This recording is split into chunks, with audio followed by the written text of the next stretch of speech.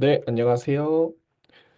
네, 전세사기 정책연구 시민 펠로우십 사전 설명회에 오신 여러분을 환영합니다. 네, 저는 오늘 시민 펠로우십 소개를 맡은 나이오테 공동대표 하윤상이라고 합니다. 반갑습니다.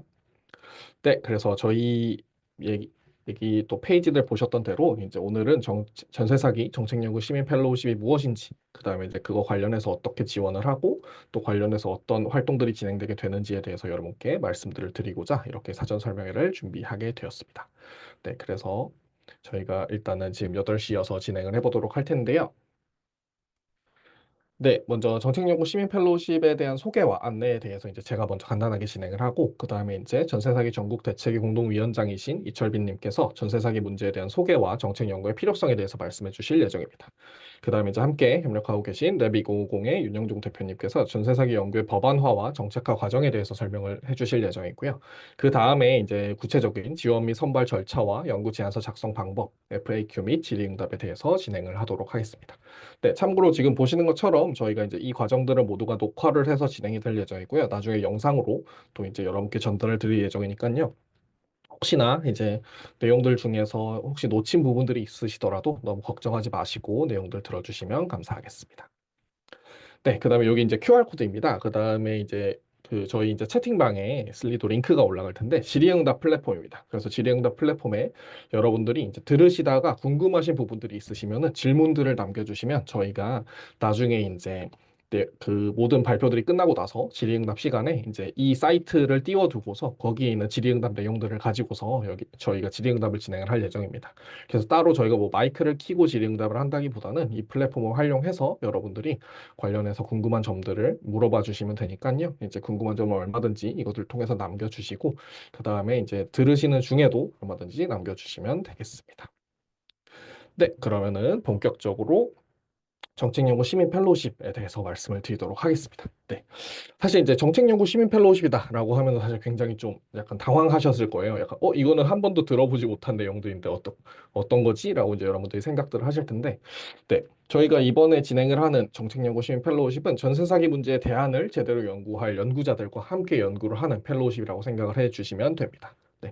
그래서 전세 사기 정책 연구 시민 펠로우십은 5개월 동안 전세 사기라는 사회 문제를 해결하기 위해서 함께 정책 연구를 하면서 대안을 마련해가는 연구 펠로우십이다라고 생각을 해주시면 됩니다. 네, 그래서 이제 일정 기간 동안에 함께 진행을 하는 연구 펠로우십이다라고 생각을 해주시면 되는데요. 그렇게 하게 된 저희의 계기 중에 하나는 사실 이제 연구 용역 시장, 사실 이제 연구자분들 중에서는 이제 많이 아시는 분들도 계실 텐데 연구 용역 시장의 본질적인 한계에서부터 시작이 되었습니다. 정말 현장에 필요한 연구들과 그다음에 필요한 연구 주제들이 있는데도 불구하고 사실 기존의 연구 용역 아니면 그런 연구 프로젝트들의 경우에는 사실 이제 탑다운 방식으로 이제 연구 의제들이 결정이 되는 경우들이 많았습니다. 그렇기 때문에 정말 현장에서 필요한 의제들에 대해서 이제 필요한 연구자들이 매칭이 돼서 연구가 되는 부분들이 생각보다 쉽지 않다라는 부분들을 저희는 발견을 하게 되었습니다. 그래서 그런 부분에 있어서 또 동시에 저희가 발견을 하게 됐던 거는 연구자분들 중에서도 사실은 이제 굉장히 특정 사회 문제에 대해서 진심이고 또 연구 역량이 굉장히 뛰어나신 분들이 있음에도 불구하고 그분들이 연구 프로젝트를 수행할 기회들을 얻지 못한다라는 부분들도 많이 발견을 하게 됐던 것 같습니다. 그렇게 되면서 저희는 이제 사회 문제의 미션에 공감을 하는 연구자들이 정말 마음껏 연구할 수 있는 환경이 주어진다면은 기존의 연구들 이상의 과감하고 탁월한 정말 사회 문제를 해결하는 연구를 할 수 있지 않을까라는 생각을 가지고서 이런 정책 연구 펠로우십을 기획을 하게 되었고요. 그러면서 저희가 정말 시민분들이 발주를 하고 정말 시민들이 호스트가 되어서 시민이 발주하고 또 시민이 그 연구들에 대해서 지지하는 펠로우십을 만들 수 없을까라고 생각을 하면서 정책연구 시민 펠로우십이라는 이름을 붙이고서 이제 이 펠로우십을 진행을 하게 되었습니다. 그래서 어쩌면은 이제 프로젝트나 연구들이 진행되는 방식 자체는 이제 연구 용역이랑 이제 크게 다르지 않아 보이실 수 있고 또 그런 틀들을 가져올 수 있지만 기본적으로 사회 문제에 대해서 이제 연구자들이 정말로 문제라 생각하는 것들, 그다음에 현장에서 발굴된 연구 주제들을 바탕으로 해서 정말 일정 기간 동안 함께 협력하면서 사회 문제 해결을 위한 연구들을 수행해 간다라고 여러분들이 생각해 주시면 좋을 것 같습니다.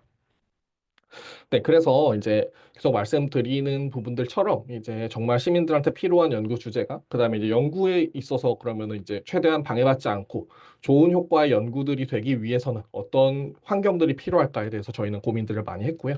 또 동시에 사회 문제 해결을 위한 혁신적인 연구, 또 이제 정책화까지 이어질 수 있는 연구가 무엇일까에 대해서 고민을 하면서 여러분께 이런 시민 펠로우십을 제안을 드리게 되었습니다. 네. 네, 그 중에서도 저희가 이제 오늘 이제 발표를 함께 해주실 이제 이철빈 전세 사기 피해자 전국 대책위 공동위원장님과 또 함께 만나게 되고 또 전세 사기 문제에 대해서 보게 되면서 특별히 전세 사기라는 문제 자체가 여러분들도 이미 2022년부터 굉장히 많은 얘기들을 들으셨을 거고 이것이 단순히 어떤 사건에서 끝나는 것이 아니라 정말로 이제 굉장히 많은 곳에서 다발적으로 일어나고 있는 상황이지만 그것들에 대해서 해결하기 위해서는 충분한 연구들이 필요하다라는 부분들을 저희는 파악을 하게 되었고 이런 차원에서 저희가 관련된 연구 펠로우십이 필요하다. 그다음에 추가적인 사회 문제 해결을 위한 연구가 필요하다라는 생각들을 갖게 되었습니다. 네, 그래서 전세 사기 정책 연구 시민 펠로우십의 특징에 대해서 말씀을 드리면 먼저는 전세 사기를 해결하는데 필요한 연구를 진행을 합니다. 그래서 여러분들이 관련해서 필요한 연구 주제들을 제안을 해주실 수도 있고 또 동시에 이제 현장에서 발굴된 연구 주제, 그다음에 이제 계속해서 이 전세 사기 문제를 해결하기 위해서 씨름해 오신 분들이 이런 연구들이 되면 너무 좋겠습니다라고 하시는 그런 연구 주제 후보들도 사실 사이트에 굉장히 많이 올라와 있습니다. 그래서 관련해서 이제 짧게는 지금 당장 이제 전세사기 특별법 개정안에서 이제 필요한 연구부터 시작을 해서 정말 부동산 시장을 제대로 개혁하기 위해서 필요한 연구에 이르기까지 다양한 연구들에 대한 주제들을 연구한다라고 이제 여러분들이 이해해 주시면 될 것 같고요. 다음으로 이제 여러분들 연구에 몰입하실 수 있도록 적극 지원해 드리려고 합니다. 그래서 기본적으로 저희가 팀당 연구비를 200만 원씩 책정을 해 두었습니다. 그래서 이제 그 200만 원의 연구비들을 지원을 해 드리면서 이 200만 원이라는 개념은 이제 저희가 뭐 그 연구 용역에 비하면은 큰 액수가 아닐 수도 있지만 여러분들이 여러분들의 시간들을 일종의 시간 중에 일부를 쪼개어서 정말 이 전세 사기라는 연구들을 진행하시는데 이제 부족함이 없도록 저희가 최대한 마련들을 진행을 하고 있고요. 또한 동시에 이제 전세 사기 깡통 전세 전국 피해자 대책위와 함께 진행을 하기 때문에 관련해 가지고 어떤 피해자 분들의 이제 생생한 정보들이나 아니면 이제 지금까지 전세 사기 문제에 대해서 씨름해 오신 연구 기관들의 연구 자료에 대해서도 협력 지원들이 이제 맺어져 있는 상황입니다. 또 동시에 이제 전세 사기에 관련해 가지고 계속해서 고민해 오신 분들의 자문도 진행이 되고요. 또한 이제 전담으로 연구 PM이라고 하게 되는 연구를 지원하는 분들이 붙어서 이제 함께 오피스 아워를 주기적으로 진행하면서 연구에 필요한 부분들을 지원해 드리려고 합니다. 네, 또한 저희가 이제 특별히 이제 진행을 하게 되는 부분 크라우드 펀딩이라는 부분인데요. 그래서 이제 크라우드 펀딩에서는 이제 여러분들 이제 연구 계획서를 만드시게 되면은 그 연구 계획서를 바탕으로 해서 저희가 크라우드 펀딩을 진행을 하게 됩니다. 그래서 이제 정말 시민분들께 이런 연구를 하고자 합니다라는 주제들에 대해서 이제 밝혀드리고 또 그 주제들에 공감하시는 분들의 펀딩을 받아서 기존에 저희가 마련한 연구비 이외에 추가적인 연구 지원금을 시민들로부터 저희가 발주를 받아서 여러분께 연구비를 추가로 지원을 해드리게 됩니다. 그 과정에서 사실 이게 단순히 돈을 지원받는 걸 넘어서서 정말 그 주제에 대해서 지원하는 분들과의 지지 공동체를 구축하는 활동들이다라고 여러분들이 생각해 주시면 될 것 같습니다. 그 다음으로는 이제 저희가 특별히 야심차게 준비한 부분 중에 하나는 이제 단순히 이것이 연구가 연구 결과물이 나왔다 해서 끝나는 것이 아니라 정말 연구가 정책화까지 이어질 수 있도록 정치인 및 그런 지자체 등과의 이제 협업 기회들을 만들려고 이제 그 채널들을 저희가 확보를 해 나가고 있고요. 이제 뒤에서도 보셨겠지만 최종 발표를 이제 국회의원회관에서 진행하는 것들을 계획을 하면서 이제 그 정책화된 내용들이 실제로 문제 해결에 기여하는 방식으로 이제 활용될 수 있도록 내용들을 구성하고 있습니다. 네, 그래서 저희는 먼저 전세 사기 깡통 전세 피해자 전국 대책위원회와 이제 함께 운영을 진행을 하고 있고요. 그래서 이제 이번 펠로우십에서는 현장과 데이터 연계에 대한 역할들을 맡아주셨고요. 그다음 이제 랩 2050은 이제 모두의 싱크탱크를 표방하면서 이제 미래 정책 아젠다를 시민들과 함께 연구하고 개발하는 민간 싱크탱크입니다. 이번 펠로우십에서는 멘토링과 연구자원 연계를 맡고 있습니다. 다음으로 저희 나이오트는 사회문제 해결 연구자를 양성하는 연구성장 플랫폼을 지향을 하고 있고요. 이번 연구 공모전에서는 프로그램의 실무 및 운영 전반을 총괄하는 역할을 맡고 있습니다. 네, 그러면은 이제 시민 펠로우십의 프로그램에 대해서 이제 저희가 좀 안내를 드리고자 하는데요. 네, 시민 펠로우십은 크게 저희가 전체 5개월의 과정으로 진행이 됩니다. 그래서 이제 이번 다음 주 수요일까지 연구 제안서의 지원이 마감이 되면은 이제 관련해서 이제 후보 연구팀이 선정이 되고 또 연구 계획 단계 한 달을 거쳐서 최종 연구팀이 크라우드 펀딩과 한 4개월여간의 연구 실제로 수행하는 단계들이 진행이 돼서 최종적으로는 8월 말에 저희가 전세 사기 디브리핑을 하는 과정으로 진행들이 되고요. 먼저 연구 제안 단계에서는 여러분들이 이제 공감하는 연구자들을 발굴하고 모집하는 단계로서 저희가 진행이 됩니다. 그래서 시민 펠로우십의 취지랑 이제 전세 사기 문제의 심각성에 공감하고 비슷한 연구 발자취나 아니면 의지를 가지신 분들을 보고자 하는데, 저희가 이제 계속 말씀드리는 부분은 저희가 이 단계에서 모집을 하는 연구 제안서의 경우에는 연구 자체가 얼마나 고도화되게, 그러니까 정말 연구 가능성이 높게 구체성을 가지고 있는 연구 계획서를 만드셨냐가 핵심이 아니라 정말로 이 펠로우십의 취지와 얼마나 핏한 연구자들이 이제 참여를 하시느냐를 이제 중심으로 보고자 합니다. 그래서 저희가 이러한 연구 제안서를 이제 받음으로써 연구 아이디어 단계에서 여러분들이 이제 그 연구 제안을 해주실 수 있고, 동시에 연구자로서 어떤 진심과 어떤 고민들을 가지고 계신지에 대해서 저희에게 이제 접수를 해주시면은 그 내용들을 판단을 해가지고 저희가 이제 5팀 내외의 연구팀을 후보 연구팀으로 선발을 하게 됩니다. 그래서 이 경우에는 저희가 이제 기관 펀딩 등에 대해서도 계속해서 진행을 하고 있기 때문에 저희가 추가 선발도 가능하다라는 부분들을 말씀드릴 수 있을 것 같습니다. 그래서 이제 3월 12일까지 이제 모집을 하면은 13일 날 발표가 진행이 되고요. 그다음에 이틀에 걸쳐서 이제 함께 시간들을 맞춰서 온라인 면접이 진행이 되고요. 그다음으로는 이제 최종 17일에 후보 연구팀이 선정될 예정입니다. 네, 연구 계획 단계는 이제 연구 제안서와 연구 계획서의 차이가 무엇이냐라고 이제 고민들이 되시는 분들도 있을 텐데요.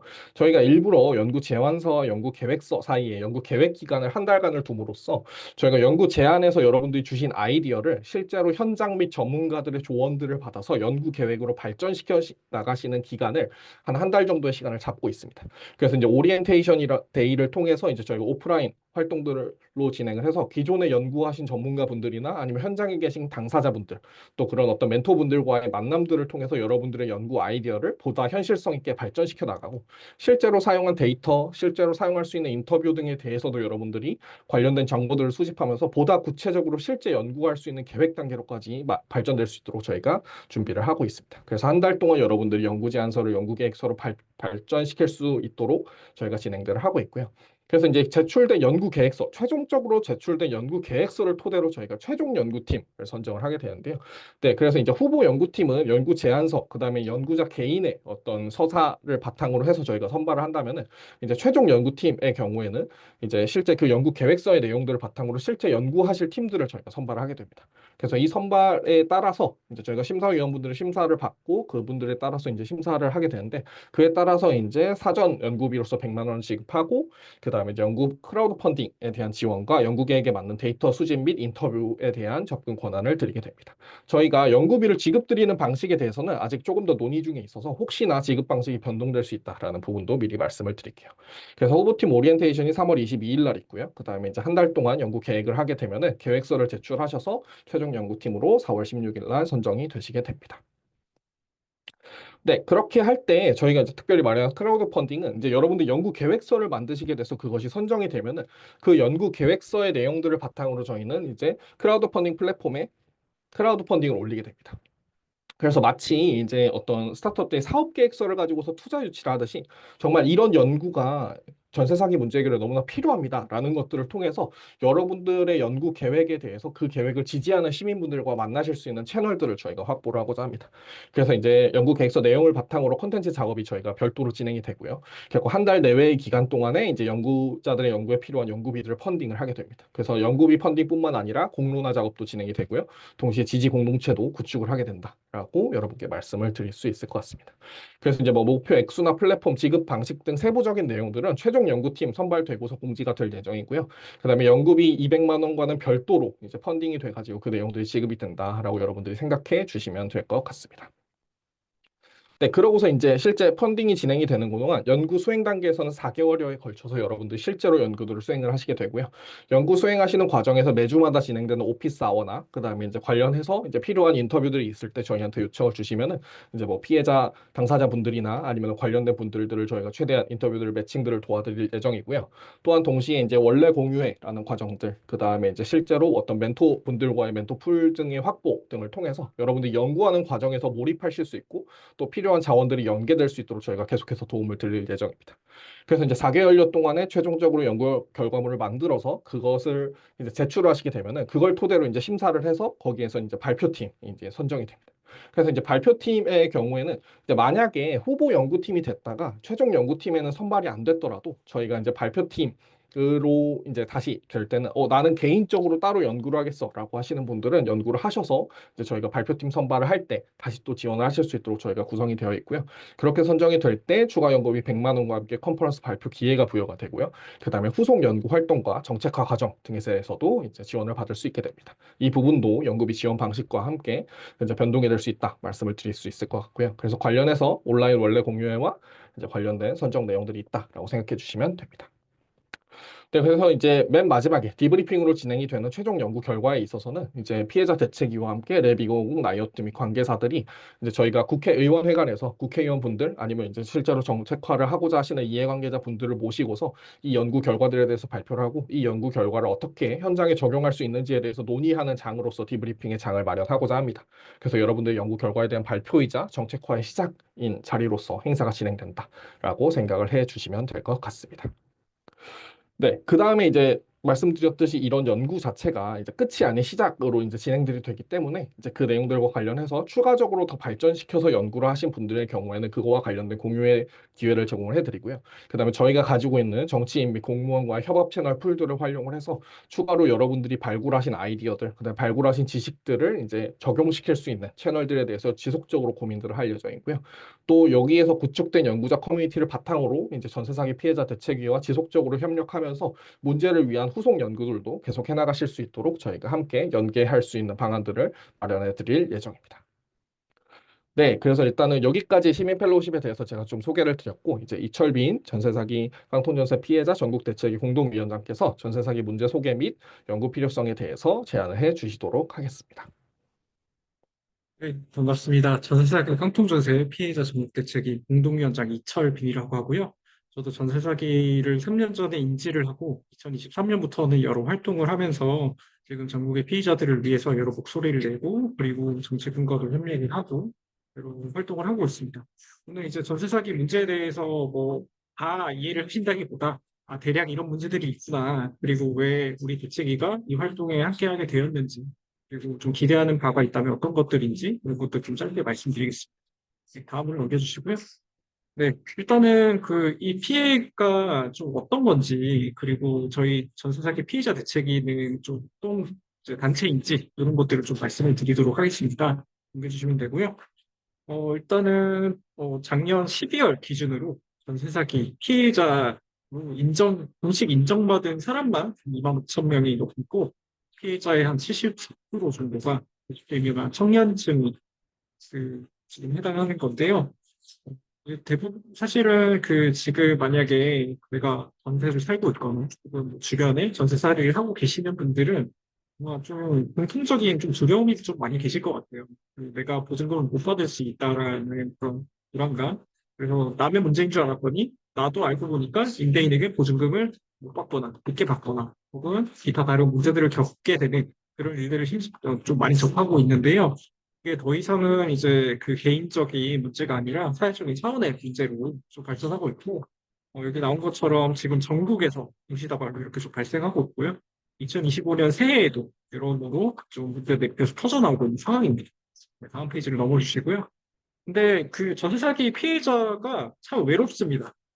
분명히 부동산 계약하는 과정에서는 다양한 이해관계자들이 개입을 해서 정말 간도 쓸개도 다 빼줄 것처럼 그렇게 좀 대응하면서 계약을 도와주는데 실제로 문제가 생기면 정말 도와주는 사람이 하나도 없는 거죠. 집주인은 당연히 돈을 안 돌려주니까 말 그대로 하고 공인중개사도 계약을 했지만 이 보증금 위반하는 내 책임이 아니다. 내빼기도 하고 경찰, 은행, 지자체, 정부 다 사실은 전세 사기 문제에 있어서 나몰라라 합니다. 그리고 좀 사회적으로는 전세 사기 문제에 대해서 그냥 조금 더 알아보지 그랬냐, 너의 부주의다라고 이렇게 얘기하는 좀 풍조가 있는 거죠. 피해자들은 그래서 굉장히 복합적인 억울하기도 하고요. 굉장히 분노하기도 하고, 임대인을 저주하고 아니면 이 상황을 저주하고 그렇기도 하고요.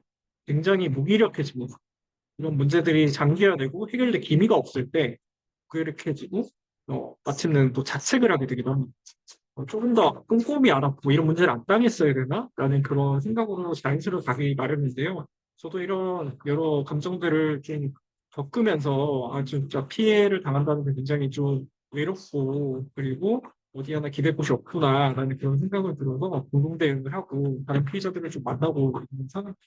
네, 다음 페이지를 넘겨주시고요.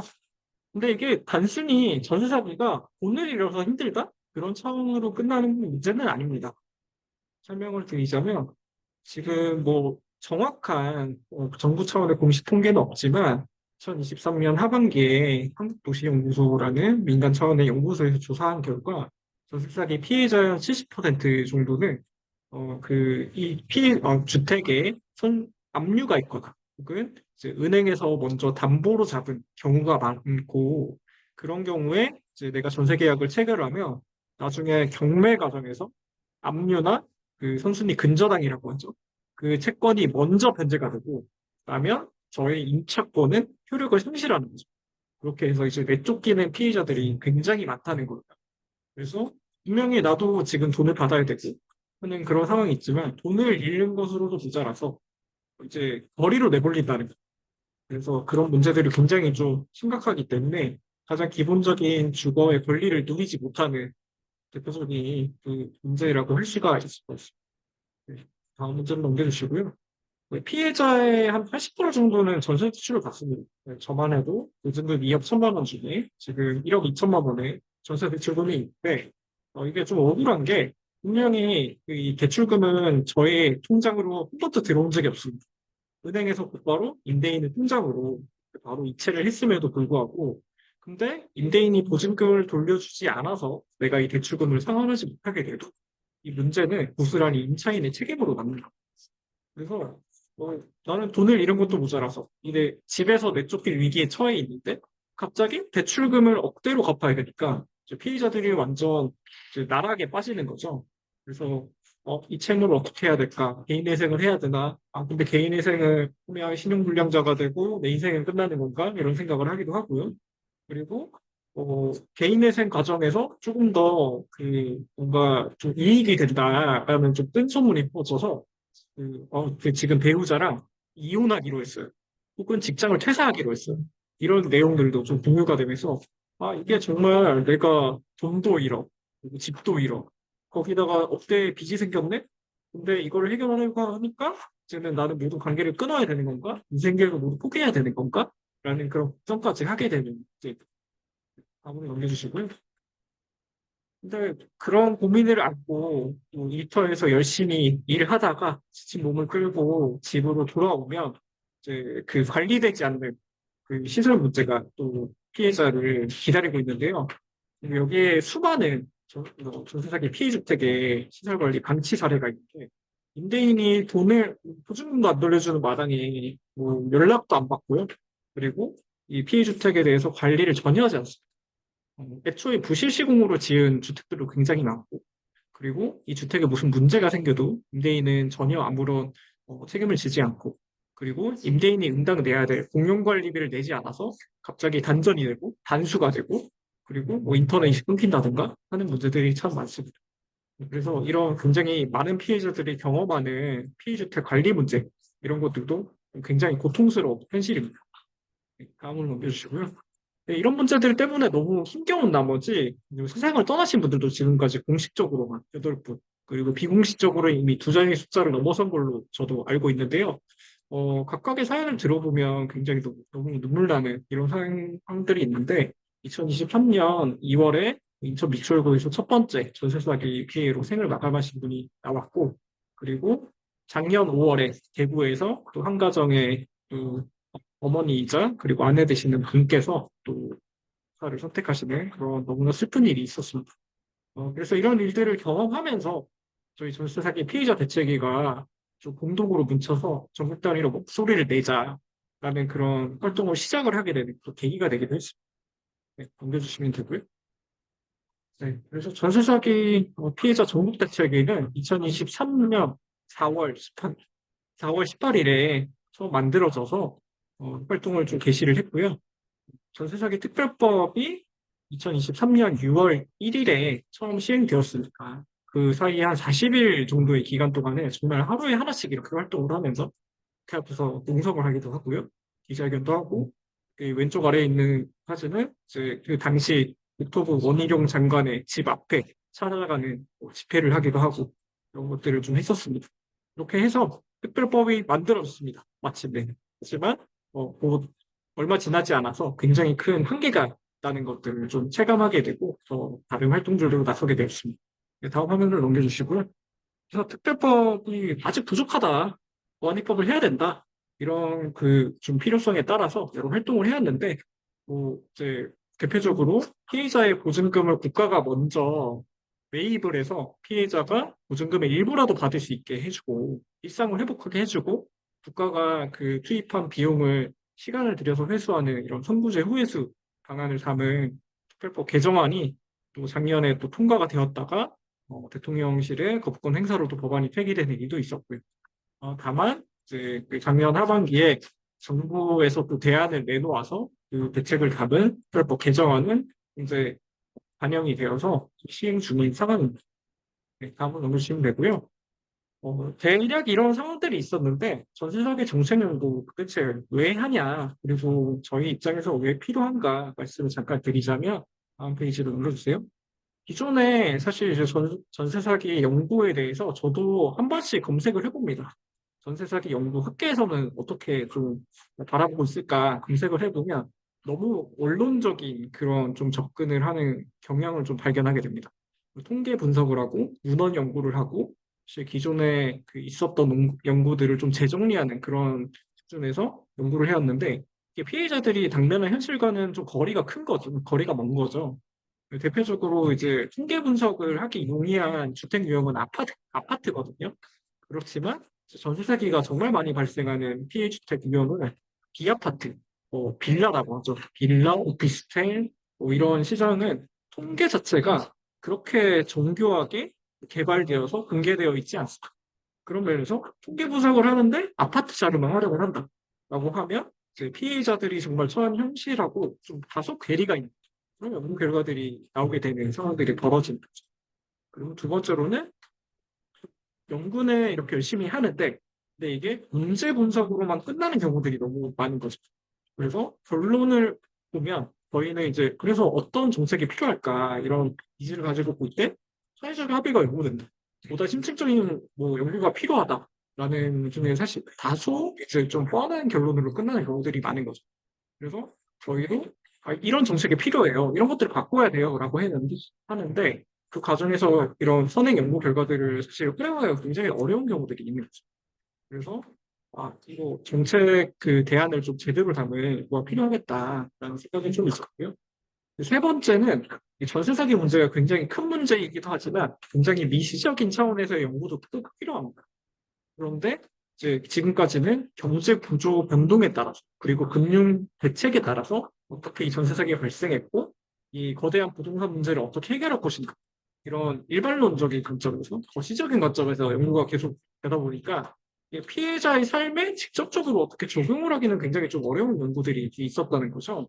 그래서 저희가 뭐 제안하는 연구 주제 예시들도 소개를 드리겠지만 조금 더 구체적인 그리고 실질적으로 좀 쓸 수 있는 정책들이 담은 좀 그런 연구들이 담긴 연구가 필요하겠다라는 생각이 들어서 저희도 이 프로그램 취지에 동의해서 지금까지 이렇게 하고 있습니다. 다음 페이지를 넘겨주시면 저희가 이제 좀 고민해왔던 이제 그 연구 주제들 이런 거 좀 누가 연구해주면 좋겠다라는 것들이 있는데 대표적으로 전세 사기 보증금의 회수 방안 실효성 비교라고 이렇게 있는데 전세 사기 피해자가 원하는 건 사실 제일 큰 거는 보증금을 빠르게 회수하는 거죠. 보증금을 회수하고 내가 이제 다른 선택을 하고 이 지옥 같은 일상에서 벗어나서 다른 삶을 사는 게 모든 피해자가 꿈꾸는 건데 그럼 보증금을 회수할 수 있는 방식에 뭐가 있느냐라고 했을 때 아까 잠깐 설명드렸던 보증금 채권은 국가에서 먼저 매입하고 그 비용을 이제 나중에 다른 방식으로 회수하는 그런 선부제 후회수 방안이 있고요. 근데 지금 시행되고 있는 건 다른 방식이죠. 정부와 여당에서 주장을 했던 건 선거제 후회수 방식은 너무 이상적인, 너무 재정이 많이 낭비돼. 라는 얘기들을 하면서 LH가 전세 사기 피해 주택을 직접 매입하고 거기에서 나오는 이제 일종의 장부상의 이익을 피해자를 위해서 쓰는 게 현실적이라고 얘기를 했던 거죠. 그래서 이런 내용을 반영한 특별법이 개정이 되어서 지금 시행 중인데, 그런데 이게 절차가 너무 오래 걸리는 거죠. 그래서 이게 과연 효과가 있는 거예요? 그리고 기존에 그 피의자 대책위와 야당, 시민사회가 요구했던 내용과는 어떤 차별점이 있길래 이렇게 진행이 되고 있을까? 근데 만약에 나중에 봤을 때 두 가지 방식이 좀 차별점이 있지만 또 상호 보완이 가능하다면 어떤 식으로 반영이 가능할까? 이런 연구들이 좀 필요하다는 거죠. 그래서 이런 연구가 정말 필요할 수 있겠다. 그런 생각을 좀 해봤고요. 두 번째 예시로 넘어가자면 놀랍게도 그 민간 차원에서 전세 사기 피해자의 보증금을 먼저 돌려주는 그런 모델이 있었습니다. 전세 사기 피해자들이 협동조합을 만들어서 피해 금액을 회복하는 이런 모델이 또 하나 있었는데요. 2023년 초에 경기도 화성에서 전세 사기 사건이 발생했어요. 임대인이 한 250여 채의 오피스텔을 그냥 무자본 갭투기를 하다가 사고가 터진 거죠. 그런데 나는 파산 신청을 할 테니까 임차인들은 소유권을 알아서 받아가든지 말든지 그건 내 할 바 아니다. 라고 이렇게 일방적으로 통보를 한 거죠. 근데 피해자 입장에서는 난 잠깐 한 2년 살려고 들어왔는데 갑자기 집을 떠안게 된 게 너무 부담스럽잖아요. 그래서 협동조합을 만들어서 이 협동조합에 소유권을 넘기고 나는 반전세 계약을 하고 그리고 그 금액을 장기적으로 좀 회수를 해보자라는 모델이 이제 경기도와 한국사회주택협회 이런 곳에서 아이디어가 나와서 이런 사례가 나왔는데 실제로 굉장히 큰 성과를 냈습니다. 이 협동조합에 가입하셨던 피해자분들은 평균 한 98% 되는 보증금을 다 회수를 하시고 이제 다 퇴거를 하셨는데 근데 너무 좋은 모델인데 왜 타 지자체로 이렇게 확산이 잘 안 됐을까 이런 고민들이 있는 거죠. 그래서 이런 것들이 조금 더 잘 운영되기 위해서, 조금 더 잘 확산되기 위해서 뭐 국회나 혹은 지자체 차원에서 정책적인 변화는 어떤 것들이 있어야 될까 이런 연구들도 꼭 필요하다 말씀드릴 수가 있고요. 마지막으로 말씀을 드리자면 전세 사기 범죄에 대해서 지금 피해자들과 시민들이 너무나 좀 허탈하고 분노해하는 것들이 전세 사기 그 가해자 왜 이렇게 손방망이 처벌하냐라는 거거든요. 2023년 말에 이제 KBS에서 이제 보도한 거에 따르면 이제 전세사기 가해자 한 반 정도는 집행유예 그냥 바로 풀려난다는 거예요. 그리고 굉장히 대규모 전세 사기를 저지른 인천 미추홀구 건축왕 사례에 대해서 그 최종적으로는 대법원에서 사실 거의 책임을 묻지 않는 저희가 볼 때는 면죄부를 주는 그런 판결을 내렸는데 또 한편으로 부산의 전세 사기 사건에 대해서는 대법원이 굉장히 엄하게 판결을 확정한 사건도 있었고 근데 과연 이런 동일한 전세 사기에 대해서 어떤 기준을 가지고 어떻게 판단을 하길래 이런 것들이 나오는 걸까? 그리고 대부분의 사기 사건에서 사기죄로 이렇게 기소를 하면 법정 최고형이 1000명한테 사기를 치든 100명한테 사기를 치든 최고형이 15년밖에 안 돼요. 근데 피해자들을 느낄 때는 이렇게 따지면 전세 사기 가해자는 연봉이 20억, 30억, 100억까지 가는데 무슨 말도 안 되는 형벌이냐라고 이렇게 너무 허탈해 하는 거죠. 그리고 마지막으로 이렇게 사기를 벌여서 범죄로 취득한 부당이득, 범죄 수익은 다 국가에서 환수를 하면 국고로 계속이 되는 거죠. 이거 국가에서 환수했으면 피해자한테 좀 나눠줄 수 있는 거 아니냐. 라는 이런 생각을 하는데, 왜 이런 것들이 잘 안 되지? 라는 것들이 있는 거죠. 그래서, 어, 만약에 우리나라 사법체제는 어떻게 되어 있길래, 이 미국이나 이런 데서는 경제 사범에 대해서 수백 년이나 이렇게 때리기도 한다는데, 왜 우리나라는 그게 안 될까?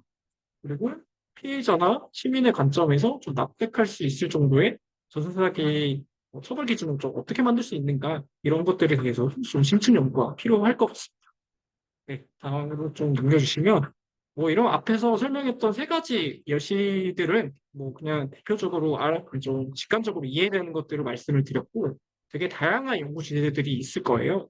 근데 이런 것들을 연구하는 과정에서 저희 전세사기 피해가 전국대책위는 전국에 퍼져 있는 각 대책위들과 이제 연구팀들을 좀 매칭을 해서 실제로 피해자들 사례를 실시간으로 보고 제보도 받고 그리고 모아둔 자료들이 있으면 그런 것들도 좀 실시간으로 공유를 해서 연구를 좀 전국적으로 도와드리려고 합니다.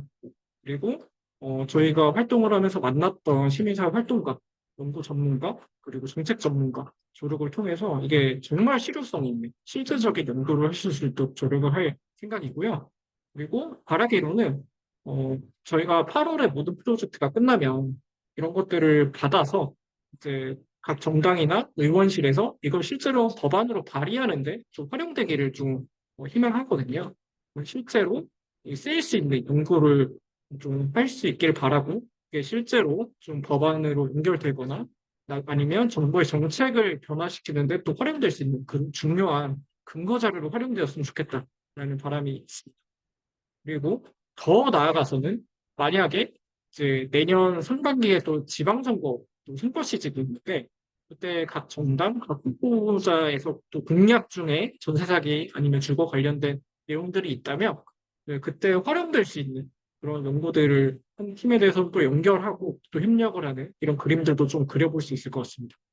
네, 무엇보다도 좀 마지막으로 이렇게 많은 분들이 들어오셨는데, 전세 사기에 대해서 좀 다양하고 실제적인 연구, 이런 것들이 좀 정말 많이 필요합니다. 저희도 이제 활동을 하면서 급한 것들 위주로 이렇게 쳐내는 식으로 활동을 하다 보니까, 정작 이제 어떤 판단한 논리가 필요하고, 정리된 문건이 필요할 때, 아, 그동안 누군가가 이런 것들을 연구해줬다면 지금 활동할 때 굉장히 큰 도움이 되었겠다.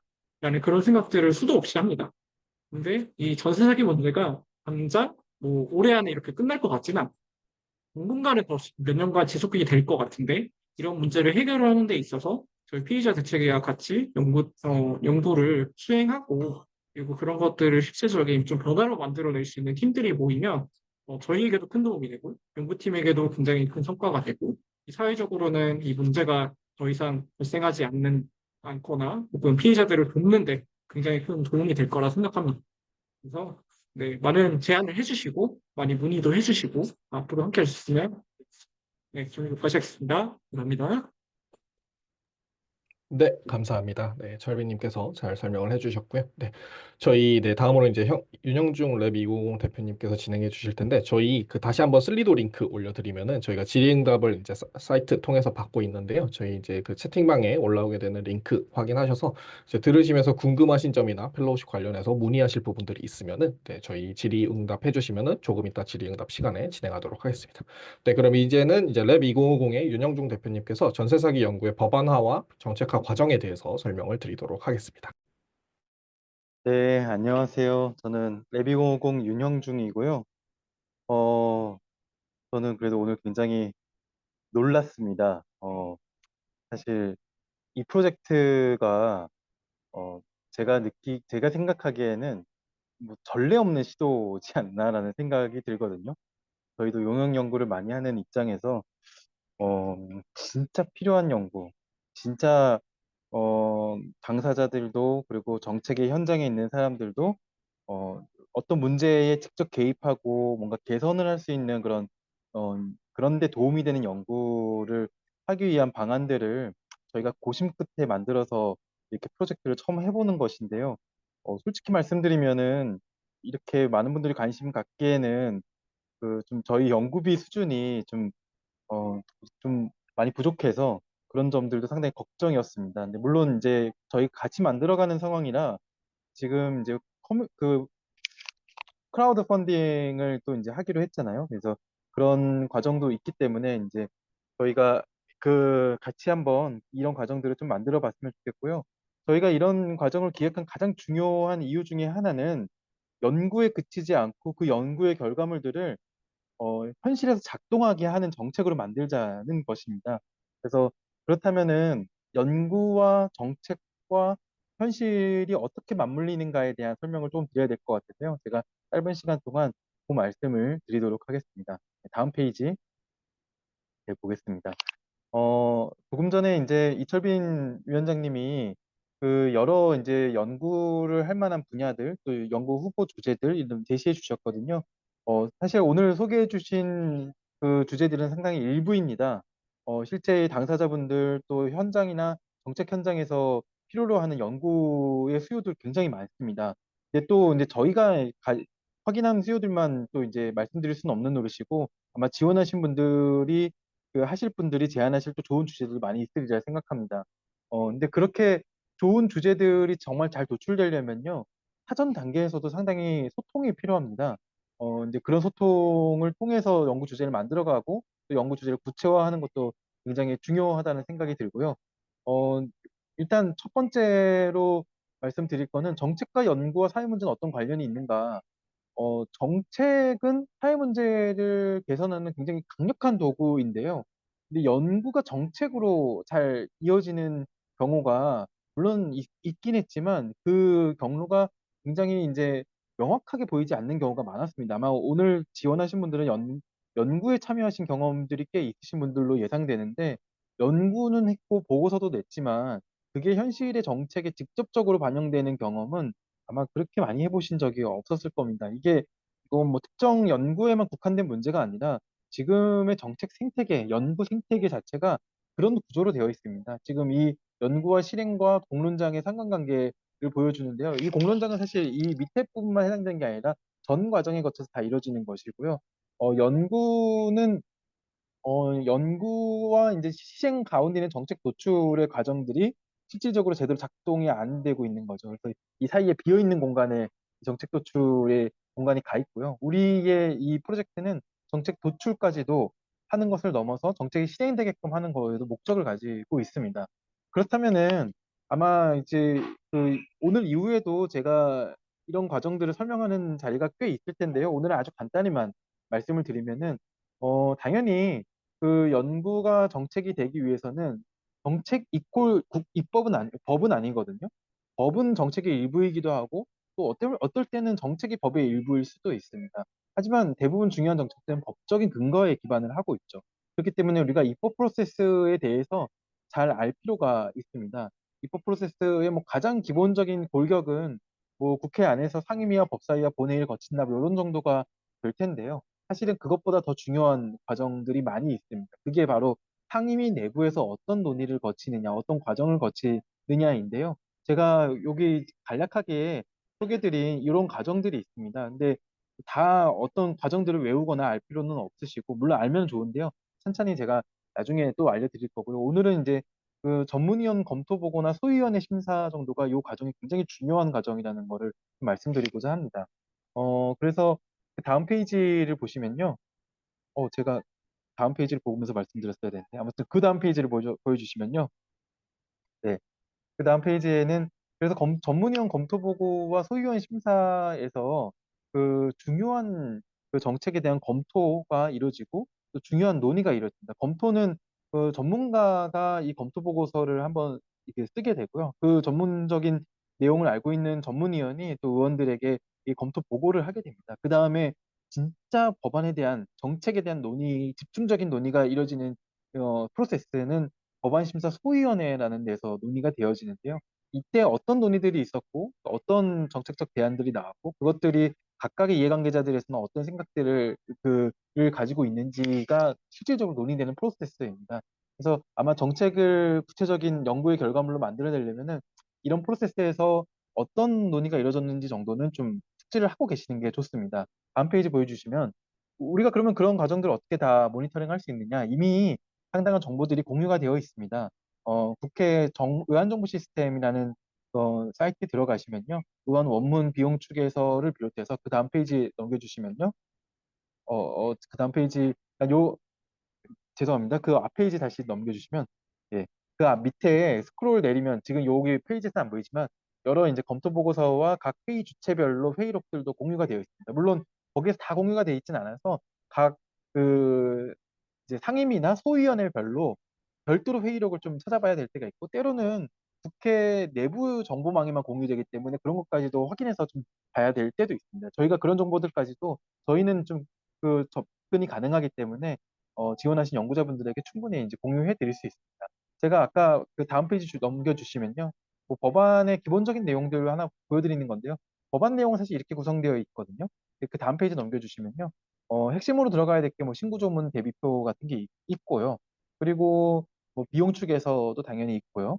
뭐 상속세법 하나 가져와서 그냥 제가 예시를 보여드립니다. 그 다음에는 이제 검토 보고서라는 게 있습니다. 이 검토 보고서는 다 담당 상임위의 전문가인 전문위원이 작성을 하게 됩니다. 그래서 그 우리가 연구의 결과물로서 정책을 만들어내려면 이런 프로세스에서 어떤 내용들이 논의가 되는지 어떤 검토 보고가 이루어지는지를 좀 기본적으로는 알고서 정책 연구를 할 필요가 있습니다. 그리고 정부와 지자체가 정책을 다루는 프로세스가 좀 다릅니다. 다음 페이지 넘겨주시기 바랍니다. 네, 그런 것들도 기본적으로 좀 알고는 있어야 되는데요. 제가 뭐 정책에 대해서 아주 간단하게 제 나름의 정의를 해본다면요. 정책은 예산과 법규의 조합이라고 볼 수 있거든요. 지금까지는 법에 대해서 주로 다뤘지만 예산도 굉장히 중요한 부분입니다. 그렇기 때문에 예산을 정하는 기재부가 뭐 어떤 식으로 의사결정을 하느냐 이런 것들도 굉장히 중요하다고 보고요. 그리고 지자체 그 정책의 경우에는 뭐 이 정책이 되기 위해서는 뭐 중앙정부와 협의하는 과정이 있는데요. 근데 이제 정책의 기본적인 요건들이 이제 갖춰지고, 그래서 이제 그또 지자체 정책도 나름대로 제도적 근거가 있어야 하기 때문에 법률, 명령, 조례 등의 근거를 필요로 합니다. 다음 페이지 좀 넘겨주시면요. 그래서 그 연구의 결과물로 정책을 만들 때, 그 정책이라는 것도 나름의 설계가 있어야 되는 것이거든요. 그래서 저희가 예전에 정책의 기본적인 내용이 담긴 템플릿 같은 거를 만든 적이 있습니다. 네, 그 템플릿의 내용이 여기 지금 방금 필수 요소들이라고 표현할 수 있는 내용들이라고 볼 수 있는데요. 어, 보통 정책 배경, 정책 상황, 정책 과정은 정책을 좀 리뷰하기 위해서 좀 필요한 요소들이라고 한다면, 정책을 설계하기 위해서 필요한 요소들은 이 정책 개요에 들어가 있는 내용들입니다. 그래서 정책명이라든지 정책 수단, 전달 체계, 대상, 예산, 그리고 관련 정책과의 뭐 중복성이나 보충성 여부 뭐 정도가 될 수 있습니다. 뭐 이런 내용들까지 어떻게 연구가 정책이 되는가에 대해서 뭐 간략하게 설명을 드렸고요. 앞으로 좀 더 이제 저희가 오리엔테이션도 진행하고 또 이제 지원을 하게 되면 이런 과정들 더 자세하게 설명드릴 기회가 있을 것이고요. 중요한 것은 우리의 연구가 사회적으로 그 의미가 있고 또 어떤 문제의 개선에 직접적인 도움이 되려면은 정책화가 되어야 된다는 것입니다. 그래서 정책화가 되기 위해서는 방금 제가 말씀드린 이 정책 프로세스에 대한 이해도 굉장히 중요하지만, 우리 프로젝트 자체가 기본적으로 정부의 관계자 그리고 국회의 국회의원 비롯해서 국회 관계자들과 직접적인 그런 소통까지도 저희가 저희 이제 그 세 기관이 중개하고 또 협업해서 그런 연구의 결과물들을 정책화하는 과정까지도 서포트하고 지원하고 같이 함께 할 것이라는 말씀까지 드리겠습니다. 네, 이상입니다. 네, 윤영중 대표님께서 법안화와 정책화에 대해서 자세하게 설명을 해주셨습니다. 네, 저희 시간들이 조금 많이 지나기는 했는데 저희 그러면은 이제 선정 절차와 관련된 사항들 빠르게 말씀드리면서 질의응답 시간으로 넘어가도록 하겠습니다. 네, 그래서 저희는 이제 이런 연구자를 찾습니다. 그래서 전세 사기 문제를 해결하고자 하는 열정 있는 연구자, 개인 혹은 팀을 찾고 있고요. 사실 저희가 학위 과정에 대해서는 따로 이제 제한을 두고 있지는 않고요. 도리어 그런 실제 연구 역량이나 아니면 이제 그런 연구에 대한 진정성에 대한 부분들이 있지만 또 동시에 정책화를 염두에 두는 연구이기 때문에 정책 연구에 대한 수행 경험이 있는 분께는 가산점이 적용이 될 예정입니다. 그래서 전세 사기 문제를 제대로 해결하고 싶고 그다음에 5개월 동안에 여러분들이 따로 시간을 내셔서 몰입해서 연구를 하실 수 있는 분들, 그다음에 이제 크라우드 펀딩 등을 통해서 이제 나의 연구를 세상에 내놓을 수 있는 분들, 또 문제의 대안을 찾아가고자 하는 연구자분들을 저희가 찾고 있습니다. 그래서 관련해 가지고 이제 연구자 혹은 연구팀으로 이제 팀원을 구성을 해서 진행들을 해 주시면 될 것 같고요. 네, 선정 절차는 이제 저희가 다음 주 수요일 3월 12일까지 후보 연구팀에 대한 모집을 진행을 합니다. 그래서 지원 마감은 3월 12일 밤 12시에 지원 마감이 되고요. 서류 합격자는 다음 날 이제 저희가 서류 합격자에 대해서 발표를 하고, 면접에 대해서는 이제 온라인으로 이제 14일에서 15일 양일에 걸쳐서 이제 서류를 통과하신 분들께 이제 일정도를 조율을 해서 진행을 할 예정입니다. 그래서 궁극적으로는 3월 17일 월요일에 후보 연구팀을 선정하게 됩니다. 네, 그러면은 이제 제일 궁금해하실 부분들은 이제 그러면은 우리가 제출해야 될 연구 제안서가 뭐냐라는 부분에 대해서 이제 여러분들이 고민을 하고 계실 텐데요. 기본적으로 여러분들이 저희 뭐 등록하기 버튼을 누르셨으면 알겠지만 약간 그 탈리라고 하게 된 설문 폼을 중심으로 해서 여러분들이 연구 제안서를 쓸 수 있도록 되어 있습니다. 그래서 이제 크게는 연구팀 정보와 그다음에 연구 제안서로 이제 나눠져 있는데요. 먼저 연구팀 정보에 있어서는 저희가 사실 연구 자체에 대한 퀄리티만큼이나 이 문제에 대해서 얼마나 반응하는, 그다음에 이제 연구적으로 진정성을 가지고 있느냐에 대한 부분들도 굉장히 중요한 기준으로 작용을 하기 때문에 연구팀의 기본적인 정보와 함께 연구자로서의 어떤 연구 여정에 대해서 여러분께 소개를 요청드립니다. 그다음에 왜 이 공모에 참여를 하게 됐는지 계기와 목적에 대해서 써주시기를 저희가 요청을 드리고요. 다음으로 이제 연구 제안서에 대한 부분인데요. 연구 제안서의 경우에는 주제와 그다음에 뭐 필요성, 목표, 내용 및 방법, 결과, 기대 효과 등에 대해서 마치 연구 계획서에 준하는 수준으로 저희가 항목들을 나눠 놓긴 했지만 사실 여기서 중요한 거는 이제 이 내용들 안에서 이미 이게 연구가 가능할 수준으로 고도화되어 있냐가 핵심이 아니라 정말 이런 아이디어들을 가지고 있고 난 이거를 연구로 발전시킬 계획이다라는 아이디어 수준에서 여러분들이 간략하게 적어서 정리를 해주시면 됩니다. 또한 동시에 이제 어디까지 목표로 하고 있냐라는 부분들에 있어서 연구 보고서나 논문 게재를 넘어서 정책 제안서, 사업 계획서 등까지도 여러분들이 어떤 것을 목표로 하고 계신지를 알려주시면 좋을 것 같고요. 그다음 이제 주제와 관련된 기존 실적, 연구 주제 이외의 실적 등을 통해서 연구 역량들을 여러분들이 보여주시면 감사하겠습니다. 네, 그래서 이제 저희 질의응답에 앞서서 가장 많이 나오는 질문들에 대해서 FAQ를 간략하게 진행하고 이제 저희가 이제 본격적으로 질의응답 진행하고자 하는데요. 먼저 계속 말씀드리듯이 학위가 꼭 있어야 되냐라는 부분에 대해서 저희가 물론 소속은 밝히고 있지만 뭐 박사학위가 있는지 아니면은 뭐 석사학위가 있는지 이런 부분들은 저희가 따로 고려를 하지 않습니다. 그것보다도 여러분들이 실제로 어떤 연구를 해오셨고 그다음에 어떤 연구를 하고자 하시는지에 대해서 이제 그런 부분들을 잘 보여주시고 연구 역량 자체에 대해서 잘 보여주시기를 저희가 요청을 드리고요. 다음으로 이제 후보 연구팀, 최종 연구팀이 뭐냐라는 부분에 대해서 고민들을 많이 하실 텐데 후보 연구팀의 경우에는 연구 제안서와 연구자들의 어떤 서사들을 바탕으로 해서 선발된 팀들입니다. 그래서 그 팀들은 연구 계획 기간이라는 한 달의 기간 동안에 자신의 연구 아이디어, 연구 제안서를 연구 계획서로 고도화할 수 있는 기회들을 부여받게 되고요.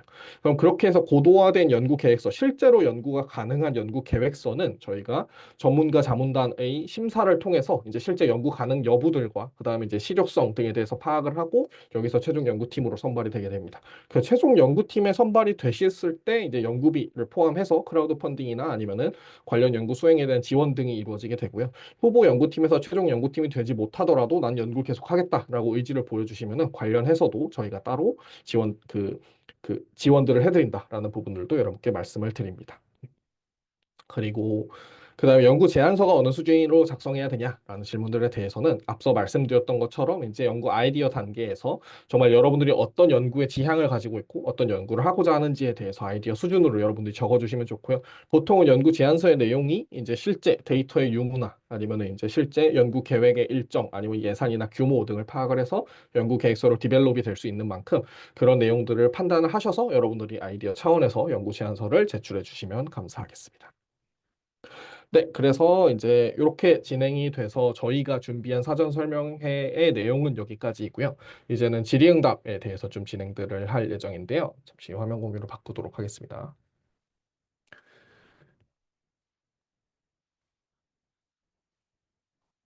네, 그래서 여기 보시면은 네, 그래서 위에서부터 차근차근 보게 될 예정이고요. 그 다음에 이제 관련해서 추가적으로도 질문들 계속 올리시면은 질문들에 대해서도 저희가 답변을 드리도록 하겠습니다. 그리고 옆에 나와 있는 네, 좋아요 표시를 누르시면은 이제 비슷한 질문들에 대해서는 투표가 돼서 상위로 올라가게 되니까 그 부분도 참고해 주시면 감사하겠습니다. 네. 자, 네, 첫 번째 연구를 하고 싶은데 비슷한 고민을 하는 분을 찾고 싶어요. 방법이 있을까요? 라고 질문해 주셨는데 기본적으로는 저희가 그 연구 계획 단계, 후보 연구팀에서 이제 그 최종 연구팀을 선발하는 연구 계획 단계에서 사실 팀 빌딩도 가능하게 저희가 말씀을 드립니다. 그래서 연구 제안서를 낸 거에 있어서 서로 오리엔테이션 데이 때 다른 연구자들과 연구 제안서를 나눌 때 비슷한 연구 주제가 있거나 같이 시너지를 낼 수 있는 연구자를 만나신다면은 같이 팀 빌딩을 이루어서 연구 계획서를 내시는 것도 저희가 권장을 드립니다. 네, 그래서 그 내부에서도 연구팀을 만들어서 연구가 가능하다는 부분들을 먼저 말씀을 드리겠습니다. 네, 그 다음에 두 번째로 서로 팀을 꾸릴 수 있는 오픈 채팅방이 있어도 좋을 것 같습니다. 네, 이 경우에는 저희가 먼저는 이제 후보 연구팀으로 모이시게 되면은 그 분들에 대해서는 함께 팀을 꾸릴 수 있는 채널들도 저희가 마련할 테니까요. 이 부분들은 저희가 이제 선발들이 되시면은 관련해서 지원들이 된다라고 말씀드릴 수 있을 것 같습니다. 네, 이제 세 번째로는 아직 비정이라고 하신 부분들이 몇 개 있는데 항목별로 다를 수 있겠으나 지원 금액이나 발표 일정 등은 언제쯤 최종 확정되는지 문의 주신다라고 이야기를 해 주셨습니다. 네, 이 부분에 대해서 네, 신봉 대표님 답변해 주실 수 있으실까요? 네, 이 부분에 대해서는 저희가 기본적으로 이제 두 가지 펀딩을 진행한다고 말씀을 드릴 수 있는데요. 먼저 저희가 이제 확보한 기간 펀딩과 그리고 추가적으로 여러분들과 함께 나눌 크라우드 펀딩을 진행할 예정이에요. 그래서 펀딩의 유무와 상관없이 기본적으로 각 팀당 200만 원의 연구비는 지급이 되나 저희가 여러분들의 쓴 연구 계획서를 바탕으로 크라우드 펀딩을 열어서 그 크라우드 펀딩의 금액을 여러분들의 연구비로 추가 지급하는 그런 계획들을 가지고 있어요. 그래서 크라우드 펀딩을 할 때는 저희뿐만 아니라 함께할 연구자들과 같이 내용들을 만들어가고 그 맥락들을 이 문제에 고민하시는 분들한테 잘 설명할 수 있는 그런 작업들을 같이 해나갈 예정이고 저희는 이러한 그 크라우드 펀딩을 통해서 만들어가는 그 문제 중심의 공론장이 이 문제를 풀어가는데 조금 더 영향을 더 끼칠 수 있지 않을까라는 기대를 가지고 이번에 시민 펠로우십이라는 이름으로 꾸리게 되었습니다. 즉 200만 원의 고정 연구비는 우선 확보가 돼 있대 우리 크라우드 펀딩에 따라서 각 팀당 추가적인 연구비가 지급된다고 말씀을 드릴 수 있고요. 그리고 발표 일정 등은 이미 랜딩 페이지에 확정이 돼 있어서 그 날짜들을 다시 한번 체크해 보시면 좋을 것 같습니다. 저희가 언제 서류가 발표가 되는지 그리고 그 최종적으로 연구 계획서랑 발표 등의 전체 일정들이 나와 있으니까요. 저희가 이런 부분들도 지금 이 줌 채팅방에 다시 한번 공유 드리겠습니다. 네, 감사합니다. 네. 네, 다음 질문은 이제 연구 계획서를 제출한 후에 혹시 내용을 수정하고 싶을 때 새로 연구 계획서를 제출해도 되나요? 네, 이 부분에 대해서는 먼저 연구 제안서에서 아이디어를 내셨더라도 연구 계획 단계에서 연구 주제가 좀 바뀌게 된다면 당연히 연구 계획서는 바꿔서 내셔도 괜찮습니다. 그다음에 연구 계획서로 선발이 됐는데 이제 우리가 연구 계획서 수정하고 싶다라고 하게 될 경우에는 저희한테 먼저 연구 계획서에 대해서 왜 수정을 하게 되는지에 대해서 관련된 내용들을 저희한테 공지를 해주시면은 저희 이제 뭐 심사위원 풀이나 아니면 이제 이 운영진 폴 내에서 논의를 거쳐서 이제 그럼에도 불구하고 새로 연구 계획서도 연구에 대한 효과가 있다라고 이제 인정이 될 경우에는 저희가 이제 연구 계획서의 변경에 대해서도 저희가 승인을 해드릴 예정입니다. 요거는 이제 내부 논의를 거쳐서 승인이 된다라는 부분들을 여러분들이 이해해 주시면 좋을 것 같습니다. 자, 연구 실적의 경우에는 학술지에 게재된 논문만 가능한가요? 학술대 발표, 연구 모임을 꾸리고 세미나를 진행한 경험도 폭넓게 포함되는지도 궁금합니다. 근데 연구 실적의 경우에는 저희가 뭐 논문은 몇 점, 학술대에 몇 점 이런 식으로 카운팅을 하는 게 아니라 말 그대로 여러분들이 실제로 연구를 하실 수 있는 역량과 경험들이 확보되어 있는지를 평가를 하는 거기 때문에 사실은 꼭 뭐 논문이 게재된 경우 이런 것들만 보시기보다는 최대한 여러분들이 어떤 측면에서 여러분들의 연구 경험들을 쌓아 오셨는지에 대해서 포괄적으로 적어주시면 좋겠습니다. 네, 그렇게 해주시면 저희가 판단을 해서 관련해서 심사에 반영을 할 예정입니다. 그래서 이제 비슷하게 이제 정부 산하 연구기관에서 보조원으로 참여하신 것도 경력으로 이제 인정하신다. 이런 부분에서 나의 연구 역량이 있다라는 부분들 적어주시면 저희가 반영을 할 예정입니다. 그다음에 후보팀으로 선발되고 난 다음에 연구 책임자는 변경되지 않는다면 팀원이 추가되거나 변경되어도 괜찮을까요? 네, 사실 이 부분에 대해서는 후보팀으로 선발이 될 때 여러분들이 관련해서 팀원들을 이야기를 해주셨으면 사실 그 팀을 중심으로 진행이 되어야 합니다. 네, 그래서 관련해 가지고는 저희가 왜냐하면은 이제 여러분들이 이미 꾸린 후보팀들을 중심으로 선발을 한 거기 때문에 추가적으로 외부에 있는 팀원을 이제 추가하거나 변경하는 부분에 대해서는 저희가 외부적인 변수들이 생긴다라고 판단이 됩니다. 네. 그렇기 때문에 따로 이제 팀원들을 꾸려서 이제 그 안에서 후보팀으로 선발이 된다면은 이제 외부에 있는 팀원들을 충원하는 부분에 대해서는 사실은 조금 어려운 상황이다라고 여러분들이 먼저 네, 생각해 주시면 좋을 것 같습니다. 네. 그럼 팀 없이 개인 1인으로도 참여가 가능할까요? 네, 저희가 팀 및 개인으로 이제 연구자를 받고 있기 때문에 개인으로도 참여가 가능하시다라고 말씀드릴 수 있을 것 같습니다. 네. 그다음에 연구 제안서를 작성하는 과정에서 특정 데이터의 가용 여부가 궁금해진다면 문의할 수 있는 통로가 있을까요? 네, 저희가 지금 이제 연구탐사대 그 카카오톡 채널을 이제 저희가 사이트에다가 올려놨는데요. 관련해가지고 어떤 데이터들 여러분들이 활용할 수 있는지에 대해서 문의를 해주시면은 저희가 최대한 그 데이터들 가용 여부 등에 대해서 저희가 확인을 하고서 그에 대해서 답변을 드리도록 할 테니까요. 관련해서 질문 있으시면은 연구탐사대 카카오톡 채널을 활용해 주시면 감사하겠습니다. 네. 네, 결과물이 논문이어야만 하나요? 이 문제를 위한 솔루션 시제품을 제출하면 안 되나요? 네, 사실 이 결과물에 대해서는 결국에는 문제 해결에 기여하는 어떤 내용들을 바탕으로 하기 때문에 사실 이제 결과물이 논문인 거를 저희가 지향을 하지도 않고요. 다만 이제 저희가 전세사기 정책연구 시민 펠로우십이기 때문에 사실 기본적으로는 저희가 정책화할 수 있는 정책 제안서 라던가 아니면 이제 정책과 관련된 보고서의 종류들을 좀 지향을 하긴 합니다. 하지만 여러분이 이제 솔루션 시제품을 이제 제출하는 걸 목적으로 해서 여러분들이 제안서를 제출 주셨을 때 그게 전세 사기 문제 해결에 충분히 기여할 수 있다라고 심사 과정에서 판단이 되면은 충분히 선발될 수 있는 여지들도 있다라는 부분들에 대해서도 말씀을 드리고요. 그럼에도 사실 기본적인 취지 자체는 이제 정책연구 시민 펠로우십이다라고 이제 말씀을 드릴 수 있을 것 같습니다. 뭔가 지금 네, 질문이 하나 올라간 것 같죠? 네. 네, 이미 연구 제안서를 제출했는데 경력 부분에 대한 기술을 누락해서 이제 연구 제안서를 다시 제출할 수 있냐라는 부분에 대해서는 저희 그 카카오톡 채널로 문의를 주셔서 어느 분이신데 이제 이거 관련해서 제가 다시 쓸 수 있을까요? 라고 이제 저희한테 문의를 주시면은 저희가 감안을 해서 받도록 하겠습니다. 그래서 이제 그 부분들은 저희 문의 채널들을 활용을 해 주시면 될 것 같고요. 네, 그다음에 그렇다면 후보팀으로 참여를 한 후에 팀빌딩 과정에서 주제에 대한 시너지가 날 수 있는 다른 후보 개인과 팀과 합쳐지는 것은 가능한가요? 팀으로 참여하면 아예 팀원이 고정되는지가 궁금합니다. 네, 이 부분이 사실 아까 말씀드린 팀빌딩에 대한 부분인데요. 사실은 팀빌딩 과정에서 후보팀끼리 왔는데 후보팀끼리 합쳐지는 경우들에 대해서는 저희가 오히려 권장을 드리고 있고요.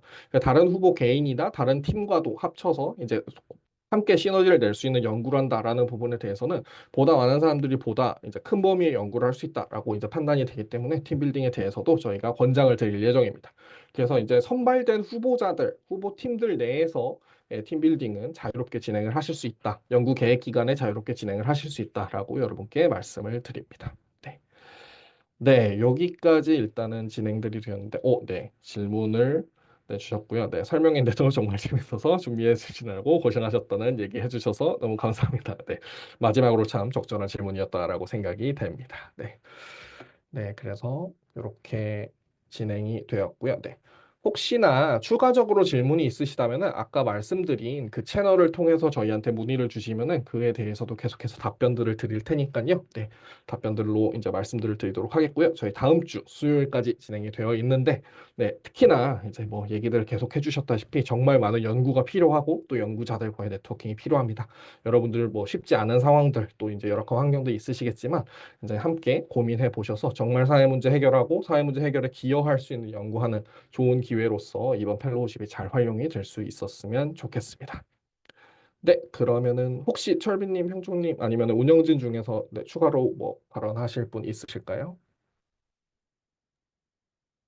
네, 네, 철빈님. 일단은 그 귀한 시간 내서 이렇게 설명에 참여해 주셔서 너무 감사하고요.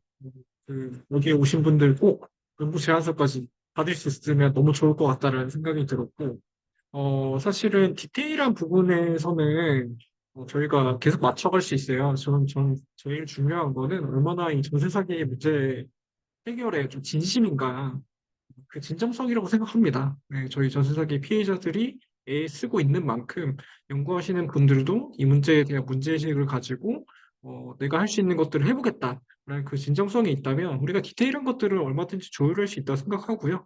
네, 그런 면에서 좀 뭐 너무 크리티컬한 그런 좀 사정이 있지 않는 한은 좀 많은 제안을 해주셔도 좋겠다라는 생각을 해보고요. 이 기회를 통해서 전세 사기 문제 해결 그리고 더 나아가 주거 안정을 바라는 이제 다른 분들의 영업 잡은 그런 방안들이 많이 생기면 좋겠다라는 의견을 전해봅니다. 감사합니다. 네, 감사합니다. 네. 네, 그러면은 이것으로 네, 저희 전세사기 정책연구 시민 펠로우십 사전 설명회를 마치도록 하겠습니다. 네, 저녁에 귀한 시간 내주셔서 너무 감사드리고요. 저희 다음 주에 연구 제안서로 꼭 만나 뵐 수 있기를 기대하겠습니다. 네, 긴 시간 수고하셨습니다. 감사합니다.